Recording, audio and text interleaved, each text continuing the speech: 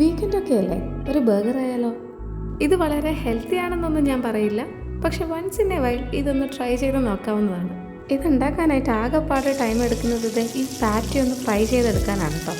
രണ്ട് സൈഡിൽ നിന്ന് തിരിച്ചും മറിച്ചോട്ട് നമുക്ക് ഫ്രൈ ചെയ്തെടുക്കാം കേട്ടോ. ബണ്ണ് കട്ട് ചെയ്തിട്ട് അതിൻ്റെ രണ്ട് സൈഡിലും നമുക്ക് ഇതുപോലെ മയോണൈസോ മസ്റ്റാർഡ് സോസോ ഏത് സ്പ്രെഡ് വേണമെങ്കിലും ആഡ് ചെയ്ത് കൊടുത്ത് ഇതുപോലെ ചീസും വെച്ചൊന്ന് മൈക്രോവേവ് ചെയ്തെടുക്കാം കേട്ടോ.